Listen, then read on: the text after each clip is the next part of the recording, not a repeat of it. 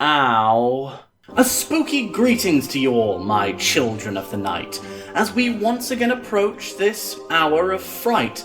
Old Hallows Eve is upon us, and we've so much to do. Just you wait and see what spooky things I've got in store for you. Tonight we'll see witches and vampires and ghosts long since dead. There's even a mummy who throws his own head. All this and more, such horrors you'll see. So stick around if you dare, for this is Halloween Games 3.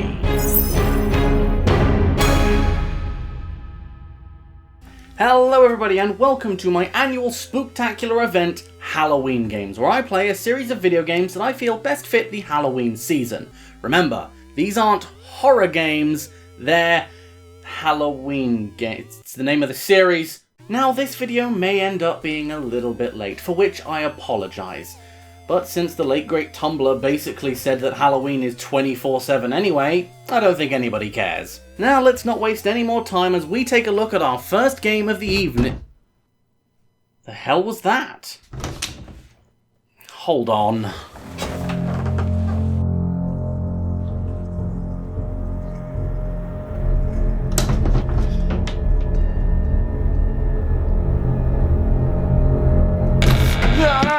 Oh, sweet Jesus! Health and safety guy, what are you doing in the closet? Because I swear if this is some sort of an elaborate gay joke, I'm gonna do something unsafe to you. Oh, what joke? No.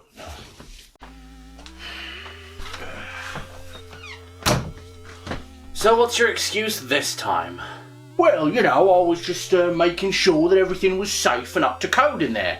No one to check for monsters, of course. Yeah, wait. Monsters? Yeah, well, you know, it is Halloween after all. There could be all sorts of things in there. Ghosts, goblins, politicians. You can never be too careful. Okay, you're gonna have to leave my house now. Well, no, not yet. I've still got the rest of this closet and under your bed to check. Oh, I'm sorry. I didn't mean for it to sound like you had a choice in the matter. What? Wait, no! Wait a minute. I just realised I have absolutely no idea where I just sent him. Oh well. Last year, as has become tradition for this series, I took a look at a Castlevania game. It was Castlevania Symphony of the Night, and it was pretty fantastic. Probably my favourite game in the series so far. However, you may also remember that I sort of made a promise to play a certain other Castlevania game. Castlevania 64, eh? Foreshadowing. I don't really have time to look at it right now, so we'll do it next year. That's not even a proper word! And what kind of a witch would I be if I didn't keep my promises? So, as I said I would last year, let's take a look at the first 3D installment of the franchise in Castlevania 64.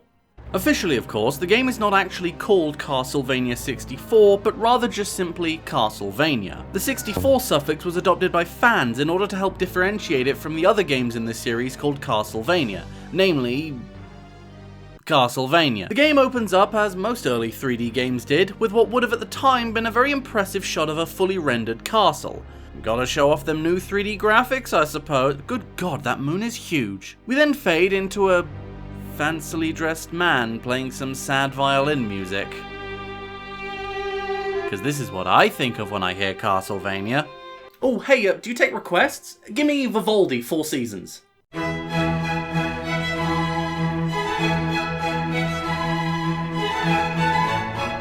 Now give me something by Mozart.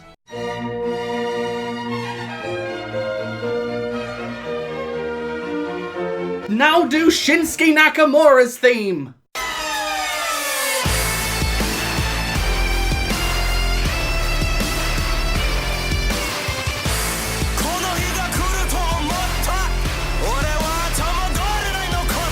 Unlike any previous Castlevanias that I've played, this game features 2 playable characters for you to choose from. A young girl with blue hair called Carrie, and Reinhardt at your service!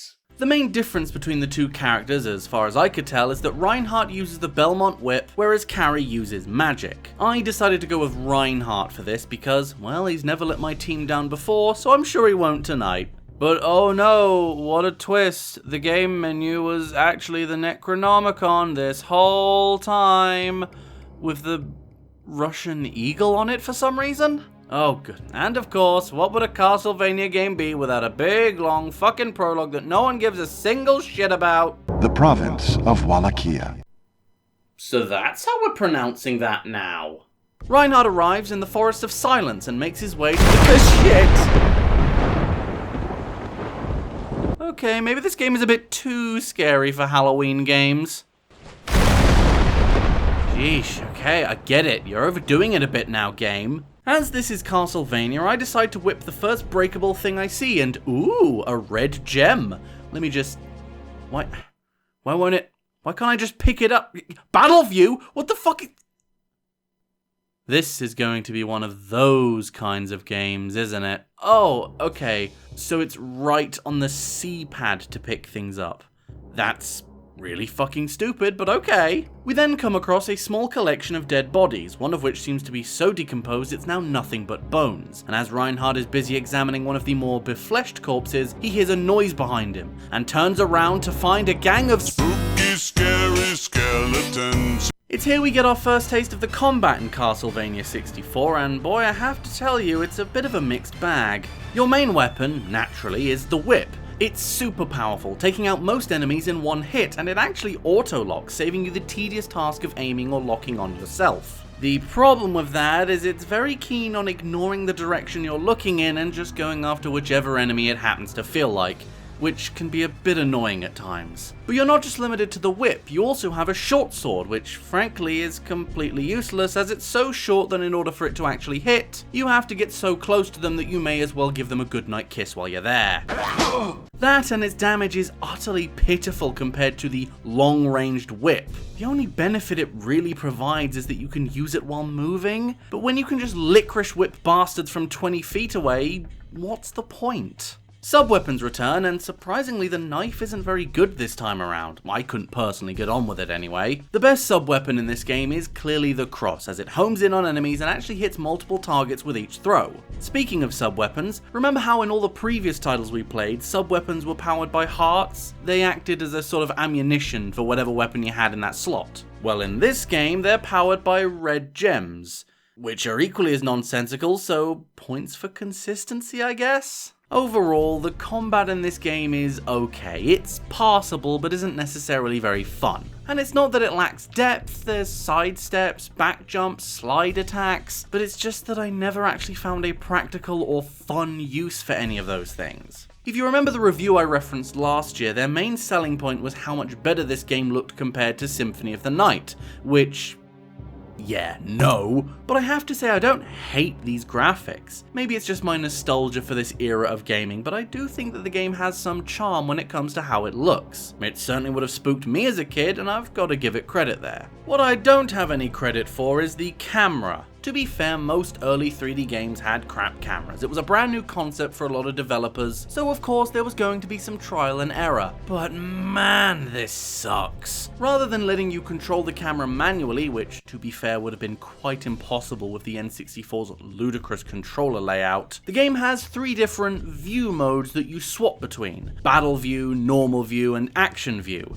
Frankly, I just want to know where the good view is. Oh, that was fucking terrible. I suppose you could argue that having a stiff camera makes the game more scary. It's true, having less control over what you can see certainly does ramp up the tension and suspense of a situation, but so does stripping naked in church and challenging the vicar to a fight. That doesn't mean it's a good idea. I've also noticed this game doesn't really have much going on in the audio department apart from ambience and sound effects. Ah, no, I see what happened. They ran out of time and weren't able to compose any music for the game, so they just left it silent and called it atmospheric. Alright, do you remember last year when I joked about how a lot of the enemies in Symphony of the Night were skeletons? Well, that's nothing compared to 64 because they are all skeletons. We got stabby skeletons, crawly skeletons, explodey skeletons, giant skeletons. With the exception of Tiger Mask and a wolf dude, every single enemy I've encountered has been some form of skeleton. They don't even look different most of the time, it's just the same old bland as vanilla Skyrim, unarmored, uninteresting, naked as the day they were boned skeletons. And they never stop. They just keep coming. You can't even pause to think because here they come. More of them skelly boys.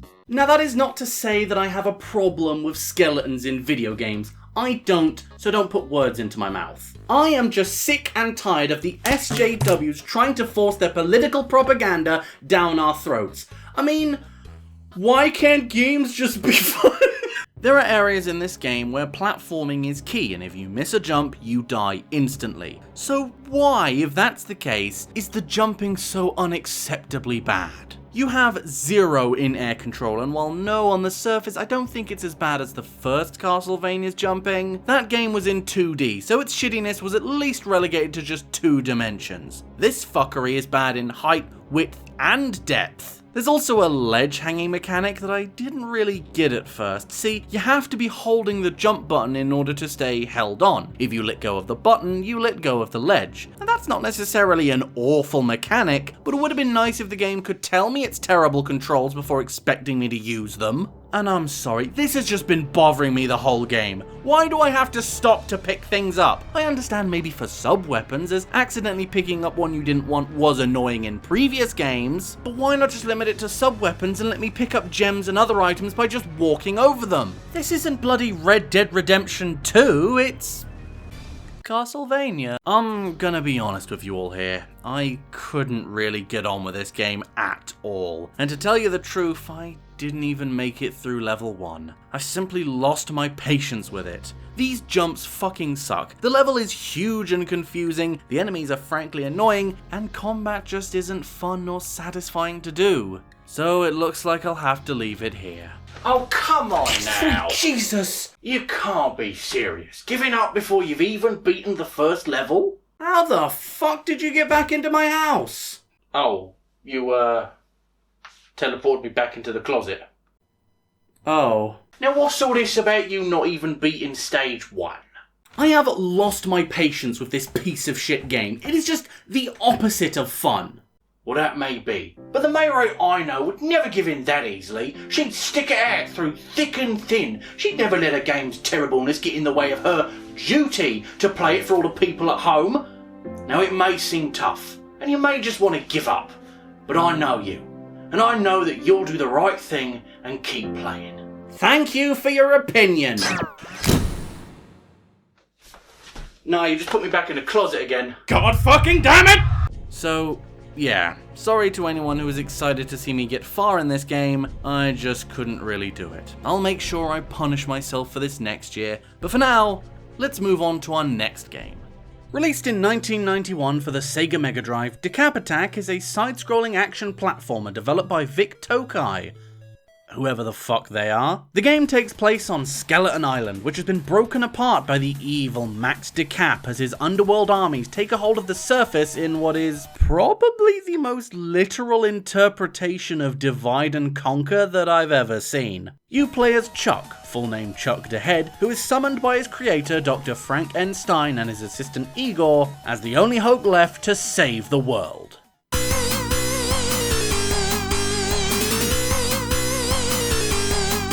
The first thing you'll notice about this game is the incredibly awesome soundtrack. I've got nothing really to add, this game just has awesome music. It's good. Good job, guys. You get a tenner. The second thing you'll notice is the slightly odd design of Chuck himself. He's a mummy, that's for sure, but he doesn't seem to have a head, rather a pair of eyes located in the middle of his torso. And if you press the B button, this happens.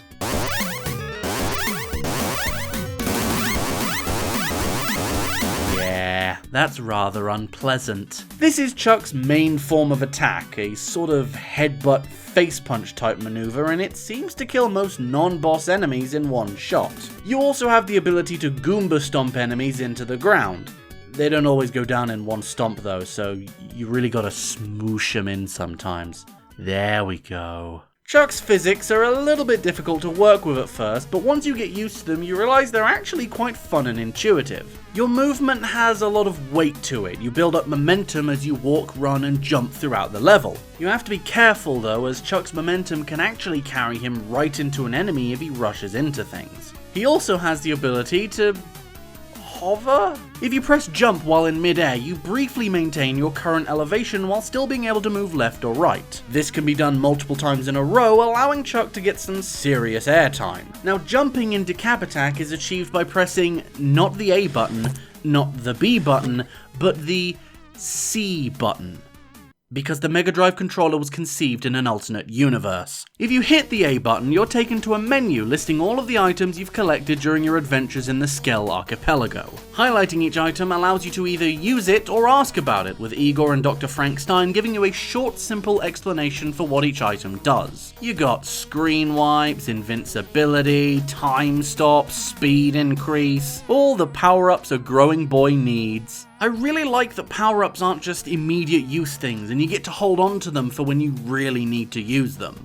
The problem with that is that I am a hoarder and I will never actually use these items in case I need them later. The one exception to this mechanic is the skull. While traversing through a level, you can sometimes come across a skull, which Chuck likes to use as a head because he ain't got one. And it's not just for show. If you have the skull equipped, you can throw it as a weapon. Once thrown, it does immediate damage to whatever it touches, and then like a boomerang, it returns back to you, dealing damage to whatever enemy it hits on its way. Timing a throw just right so you can hit stuff on the return is so satisfying. It's actually one of my favorite things to do in this game. Sadly, the skull will disappear if you take a hit, and then you have to go and find it again. But while you have it equipped, the skull is an essential item to have, as it gives you a lot more options when it comes to combat, and is frankly just a lot of fun to use. The game is divided up into worlds, represented by each of these islands shown at the start of the game. They all have clever little body part related names like Abdomen Land, Elbow Island, Armington. It's honestly pretty dumb, but still somewhat charming.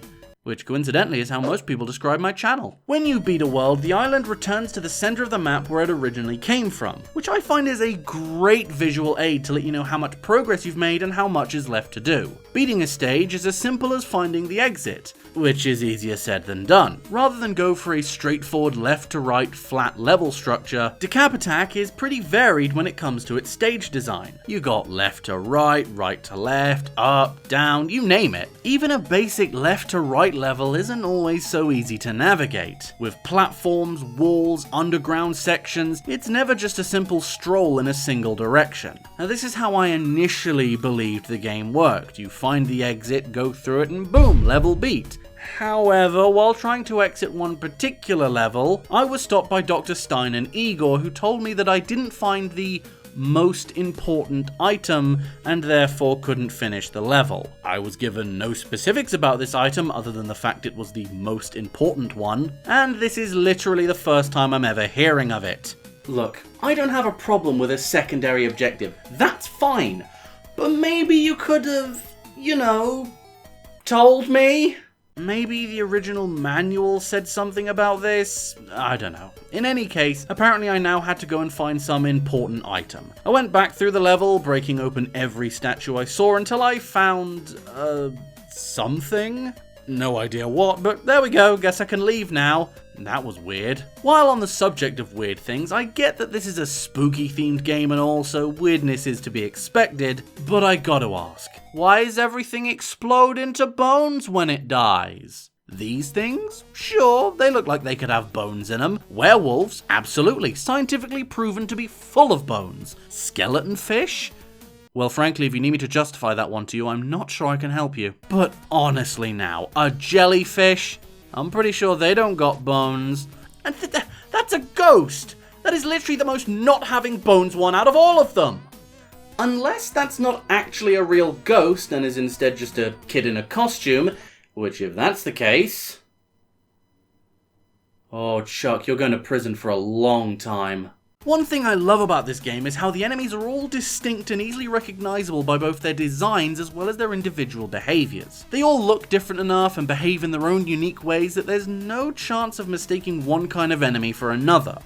They also get bonus points for not making every single enemy a skeleton. You got these dudes, fish boys, bird lads, furries. Hey, that plant with lips looks kind of familiar, but God, I just cannot place exactly where I've seen it before.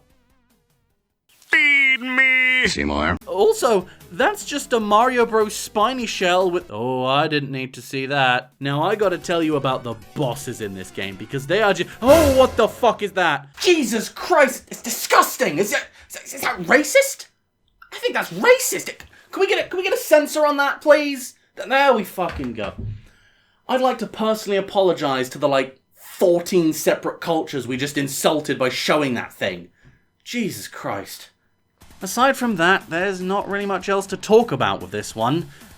Oh, except for the weird mini-game you get to play whenever you beat a world. You spend coins on a bunch of mini-chucks and see which bonus items they land on. It's pretty weird, and I think it technically counts as gambling, so nobody tell Jim Sterling about this. He's had a hard enough time of it as it is, and I think it's starting to affect his mental health.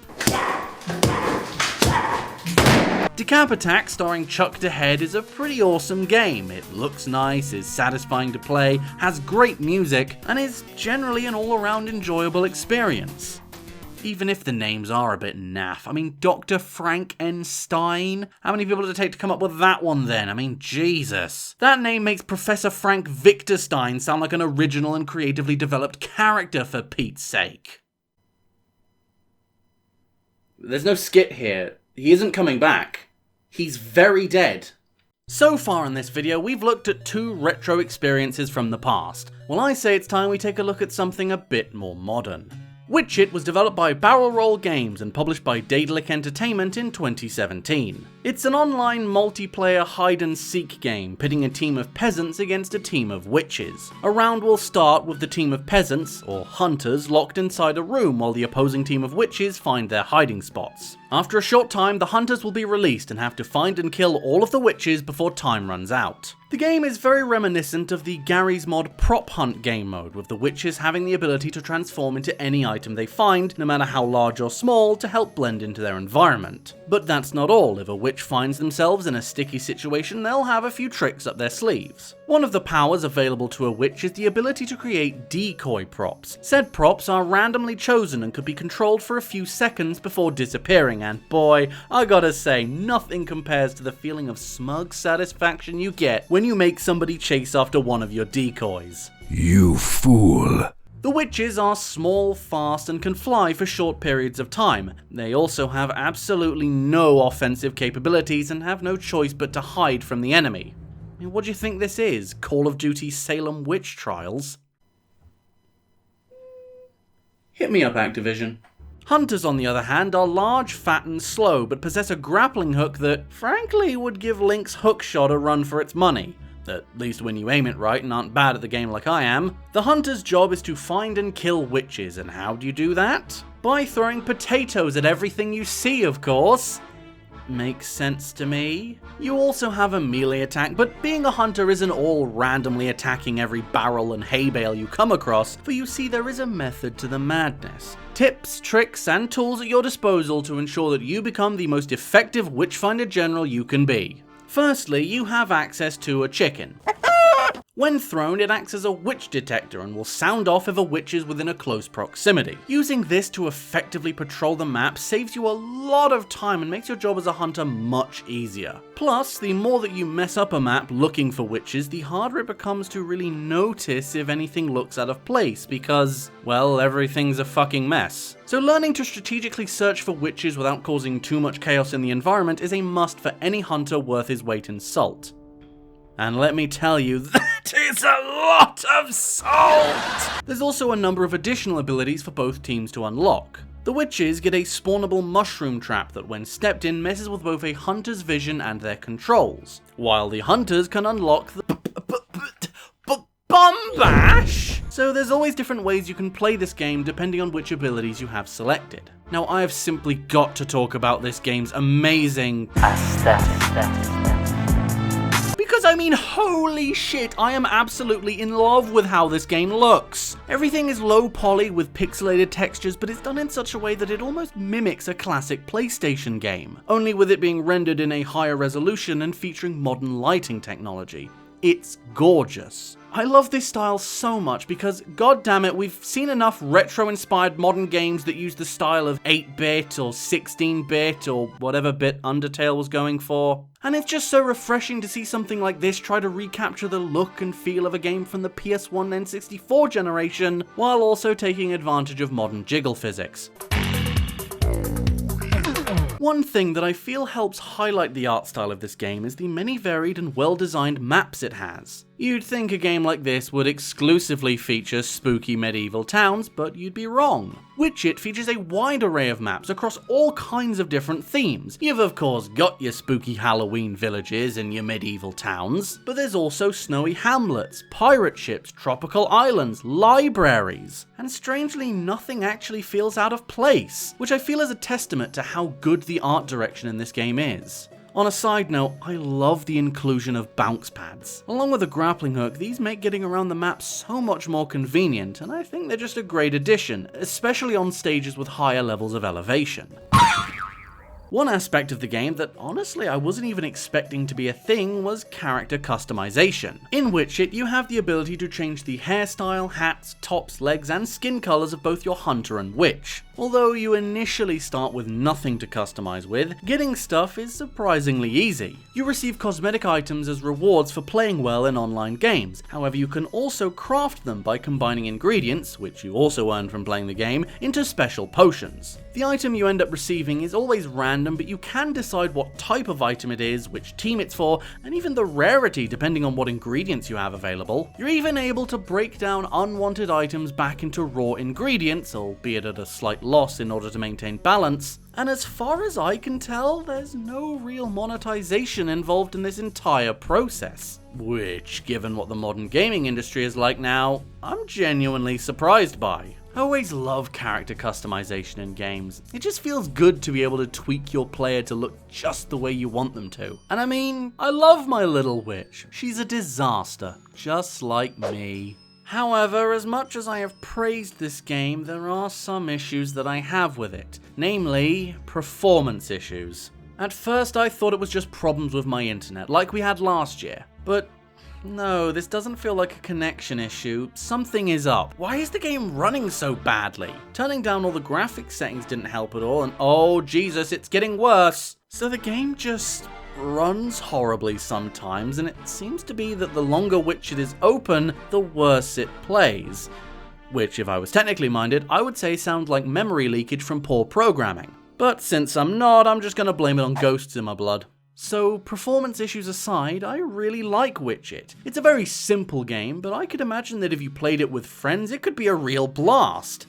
But I kinda can't overlook the fact the game stops working after you play a few rounds and requires a restart in order to function properly again. Not to mention there were a number of other weird glitches I encountered, like why can't I see my witch in third person? Tutorial videos from within the game itself show me being able to, but I can't? It works for the hunter, so why not the witch? It just seems odd to me, and the game has been out since 2017, so you'd think issues like this wouldn't be a problem. So if it weren't for those kinda huge issues, then yeah, I'd say Witch It was an excellent game, and providing that those issues are fixed, I'd love to play it again sometime.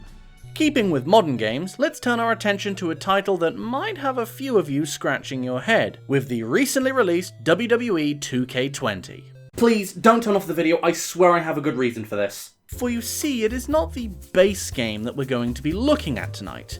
Which is good because I don't have all day. But rather, we're going to be taking a look at the game's pre-order bonus, WWE Originals Bump in the Night. Now, the WWE games have always released in October, but this year they finally realised, hey, that's the month with Halloween in it. We should probably do something Halloweeny this time. And something Halloweeny they did. The Bump in the Night pack includes a series of mini-campaigns, or towers as the game calls them, all of which are spookily themed and feature some cool Halloweeny twists to some of your favourite WWE superstars and Randy Orton. The main tower of the pack, titled The Demon Within, chronicles a tale of Finn Balor, who was kidnapped by the Swamp Father Bray Wyatt in an effort to make Finn release his inner demon and hopefully join the Wyatt family. I love that they actually give you these little dialogue cutscenes. Although there's no voice acting, which is a little disappointing, there's still a nice addition that helps get across the story. even if they do make the game look like a weird dating sim. You compete in matches against a series of spooked up WWE superstars with specific objectives you have to complete listed in the corner. These objectives are usually things like land 10 strikes in the ring, perform a certain move to a certain superstar, or my personal favourite, just damage the fucker. As the story progresses, Finn takes on tougher and tougher opponents, eventually culminating in him achieving his true form as the Demon and challenging Bray Wyatt's monster, and in the end, Bray himself. Firstly, I gotta say, I love these Halloweenified versions of the WWE superstars. Franken Strowman is just a masterpiece to behold, and honestly, do I even need to talk about Demon Finn? I mean, just look at it. Just fucking look at it! Secondly, I just have to give my respects to the effort that's been gone through for the presentation in this mode. The Swamp Arena is great, and its atmosphere and eerie silence is fantastic. And what makes it all the better is Bray Wyatt actually providing commentary for your matches. I can only wonder what type of dark force powers the monster. What is within that broken body that keeps it going under the demon's assault? Oh, it's like he's in the room with you. However, if I had to point out some issues I had with this tower, it would probably be that fucking Bludgeon Brothers fight. Why was this so hard? Oh, I know why. Because it was a handicap match. Okay, that's fine. 2-on-1, I could see us maybe building to that eventually, but this is the second goddamn match. I haven't prepared for this. At first you think, oh, it's not so bad, I'm keeping them at bay, but then you run out of reversals, and guess what? They haven't. So now you're just getting pummeled into the dirt and you can't do shit about it because you're waiting for your reversals to come back, and when you finally catch a break and get some offense in on one of them, the other bastard just decks you from behind. Oh, and do tell me, how is this fair? This should be the end. Incredible! He's going for a pin. Is this the end? The Bump in the Night pack features several other towers for you to go through, including one where you play as a zombie Sasha Banks, with many of these matches having special status effects applied to them, such as lower damage, no HUD, or my favourite, speed increase. Look at them go! This one strangely reminds me of how the old SmackDown games on PS1 used to play. Ah, what simpler times. No, don't show that! Another tower is basically just a giant Shaun of the Dead parody, with Sheamus taking on a collection of zombified WWE superstars in an abandoned arena. The arena itself is actually pretty cool. It's simple, but it does what it needs to, though I must say I think it would have been a bit better had there maybe been a few zombies in the crowd. Not a huge horde or anything, just a couple scattered here or there. Much like in The Demon Within, this mode also contains special commentary, which honestly wasn't something they needed to do, but is a touch that I really appreciate. It's hard to watch this and think back to, Before Cassius became a zombie? well, and nearly everyone else, yes. Sami Zayn has had quite a bit of success during his time with WWE NXT champion. Memorable feuds, returning from injury. Yeah, you think he'll come back from this injury? In a manner of speaking, he already did. Robert Roode has been one of the most successful call-ups from NXT, holding multiple titles. Does that even matter now, Cole? Like, what are we even doing here? The place is full of zombies. He's got a point, Michael. Actually, that's a good point. There's been a zombie outbreak. Why are you still on commentary? Seriously, guys, I'm pretty sure I saw whatever was left of Vince McMahon eating Pat Patterson's leg in a parking lot. I don't think you're getting paid for this. One of the main selling points of this pre-order bonus was the inclusion of Bray Wyatt's Fiend gimmick, which was, at the time, the hottest thing in pro wrestling. You know, before they ruined it at Hell in a Cell. The Fiend also gets his own campaign as he faces a variety of WWE superstars and legends in a spooky graveyard, using everything at his disposal from hitting people with gravestones to sealing their souls inside of an ancient tome.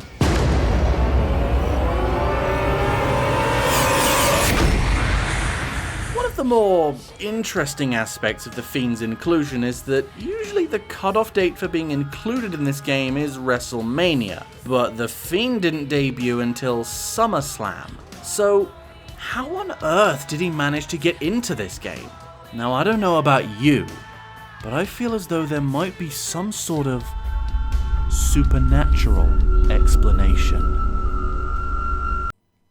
This is the part where I would do a bit in the Bray Wyatt Fiend mask, but it's 40 quid.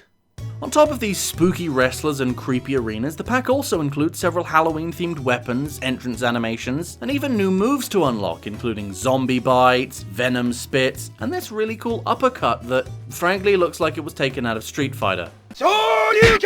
But, of course, I can't really ignore the elephant in the room.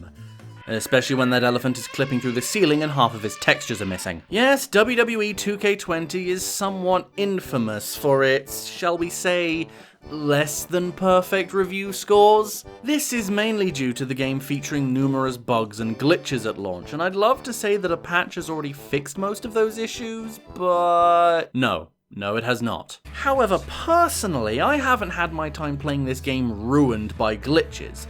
Not much of it anyway, but these are just things to keep in mind. Hopefully, these can be fixed because in spite of all this, I still love the Bump in the Night pack. The content it adds just hits all the right spooky notes for me, and I hope that going forward, the WWE games lean more into this direction. Because Lord knows nobody wants to play the My Career mode this year. I'm gonna take that marker, bring it to your grandmother's nursing home, and cross out parts of her chart so when the nurse goes to give her turn-down service, she won't know to flip her over. That's right, I'm gonna give your grandmother bed sores. Just stop. You aren't allowed to use words anymore.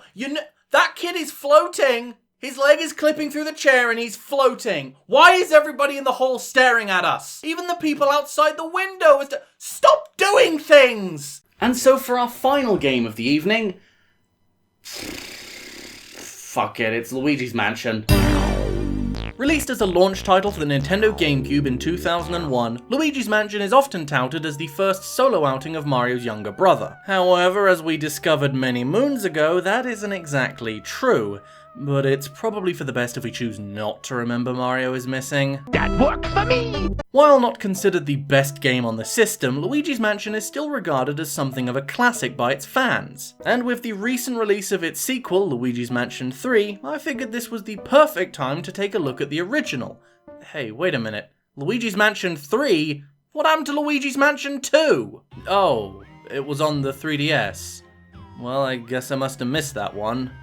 Probably because I never actually owned a 3DS. What's wrong with you? Oh, I don't know, Reggie. Do you want to start with my physical ailments, or should we just dive straight into the mental ones? Yeah, that's what I thought. The game opens with Luigi walking through a creepy forest at night. He's on his way to his brand new mansion, which he won in a contest that he didn't even enter.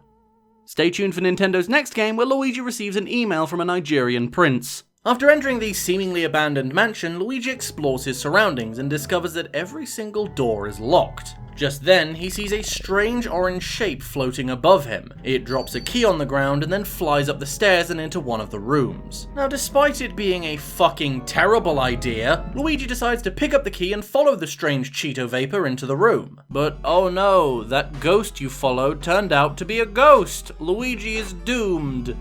Or at least he would be until... Ghostbusters!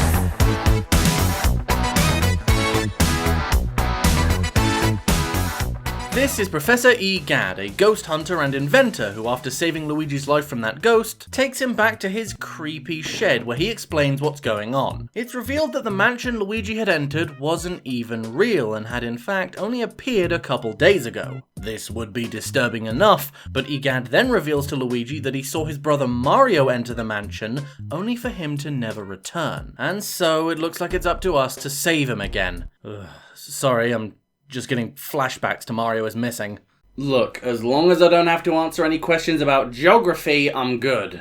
Of course, Luigi can't do much to save Mario if he's defenseless against the armies of ghosts that await him in the mansion. So Professor Egad decides to give him his trusty Poltergust 3000, a device he invented for sucking up ghosts. After showing us how it works, it's time to get back to the mansion and start sucking up some ghosts, and hopefully find out what happened to Mario. When we return to the foyer, we find Toad. What's up, Toad? Wow, it's Luigi! You finally made it! Oh joy! Princess Peach asked me to come in and look for Mario! He left when he heard you won a mansion, and he never returned!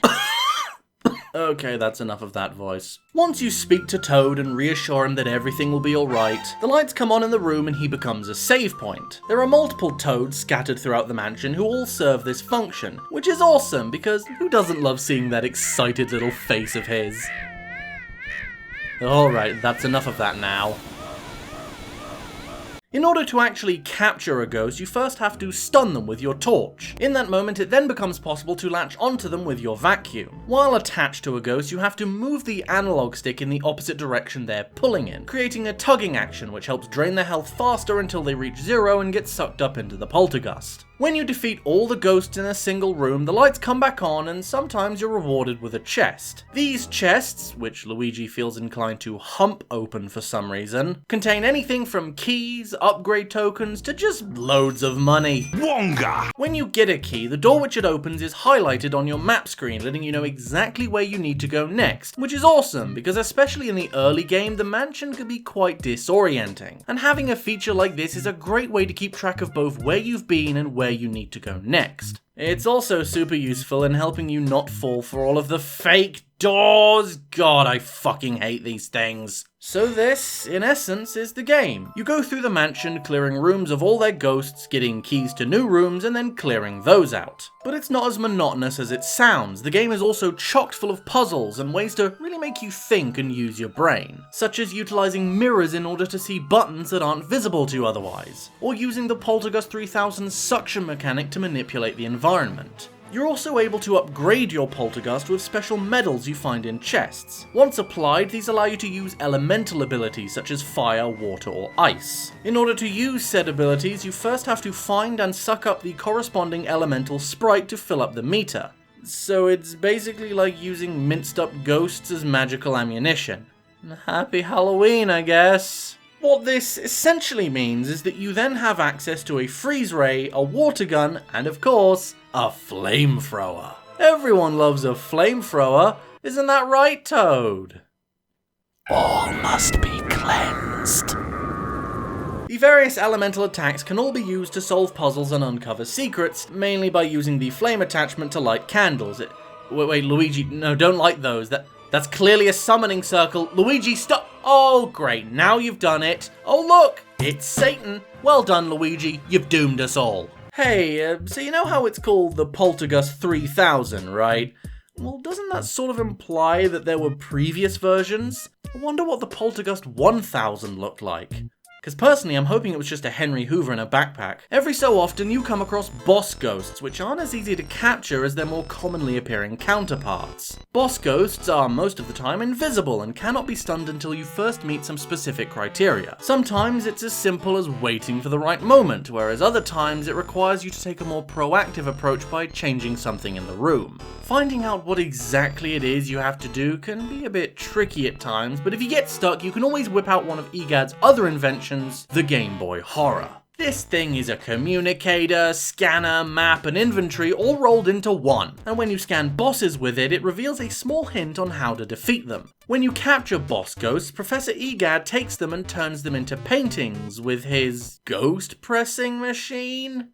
Why does this exist? Oh, so you can hang up the literal flattened forms of these spirits in your gallery for all to see. That's kind of fucked up, dude. Also, one of the bosses is a ghost baby. That's fun. Let's just indirectly remind our players that child mortality is a thing. Happy Halloween, you little shits! Nothing protects the innocent from the cold embrace of death. Now go the fuck to bed. If you're lucky, you might even wake up. While down in the boss gallery, EGAD tells me what actually happened and why all these ghosts are even here in the first place. You see, it turns out that he used to keep all his captured ghosts inside paintings until one day he caught a big boo called Boolossus, which basically caused the regular boos to form a union and break out all the other ghosts from their acrylic prisons. Unions. They just work. Now, if you were worried that all the ghosts in this game would just be boos, well, worry not, because Luigi's Mansion has a wide variety of types and designs for its non-boss enemies. Not only coming in different shapes, sizes, and colours, some ghosts have unique defeat conditions, such as masks that need to be removed, or requiring the use of certain elemental attacks. Boos are of course included in this game, but are classified as special ghosts that act as a sort of collectible, with a total tally visible in the corner of the screen. Unlike regular ghosts you encounter, they have no heart and don't need to be stunned, which means they can be sucked up immediately. They also won't ever attack you and instead simply try to run away.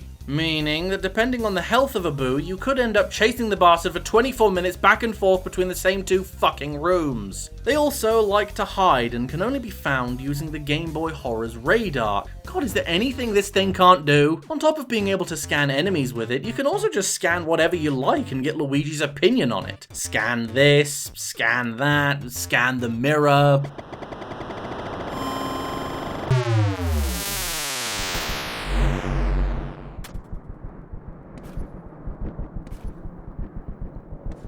What the fuck was that? Yes, it turns out if you examine a mirror with the Game Boy Horror, you teleport back to the main lobby. Which, as scary as it is the first time it happens, comes incredibly handy, especially the deeper into the game you get, when you'll have to run to and from the other side of the mansion all the time. It's a weird mechanic that doesn't really make any sense in universe, but it's useful, so I guess it gets a pass. As the game progresses, Luigi eventually meets a friendly ghost called Madame Clairvoyeur, who actually provides Luigi with help in finding Mario. Throughout the mansion, you'll find various items that Mario has dropped, such as his hat, a star, a sweaty glove, and when you take them back to Madame Sees the Future, she gives you a reading and tells you a little more information about what happened to Mario. And once she reads the final item, she tells us that she has no more help to give, and asks us to return her to her painting, willingly showing us her heart and allowing herself to be captured with grace and dignity. Oh, that doesn't look very willing. Eventually, we do find out what happened to Mario. After entering a well outside the mansion, we find ourselves peeking into a hidden room where we see Mario trapped inside of a painting. Unfortunately, we can't fit through this gap, so we need to find another way to get into this room, and the only way to do that is to get back to work sucking up some ghosts. It's here I'd actually like to take the time to highlight the atmosphere this game has, because I think it's genuinely really good. Of course, the game isn't particularly scary or anything. I mean, it's rated 3+, what did you expect? But with that said, the game is very good at setting its mood and keeping it. The mansion has a slightly unsettling vibe all throughout, with Luigi's animations reflecting whether or not he's in a dangerous area also being a really great touch. And I'm not sure why, but I'm a huge fan of these door opening cutscenes. There's something about them, I don't know, it just gels with me. Maybe it's because they kind of remind me of the FMV cutscenes from the original Resident Evil.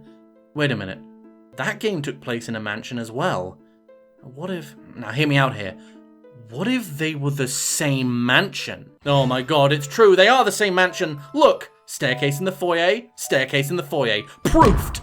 But hey, that's just a theory. Shut up, shut up, shut up! Finally, after much ghost busting, we at last enter the hidden room to free Mario, but are stopped in our tracks by King Boo, who then sucks us into a painting, where we then have to fight Bowser. Because he's been relevant so far. Now, this is no ordinary Bowser fight. There's no grabbing his tail this time. We're gonna have to use all the skills we learnt in the mansion in order to... Oh. I don't think Bowsers are supposed to do that. So, after an annoyingly difficult boss fight against King Boo in his... Bowser mech? We eventually defeat him and send him and his friends back into the Phantom Zone, which I guess just leaves Mario. How are we going to get him out of this painting? Well, luckily for us, Professor Egad's ghost pressing machine also works in reverse. Somehow. Whatever. And so the matter of the ghosts was settled. Professor Egad was so delighted to have all of his paintings returned that he used the treasure Luigi had found to build Luigi a new house. Aw, sweet, a new house? That's awesome! Come on, baby, show me that mansion. Wait. Rank F? What's this piddly little thing? How much money did we get again? Oh.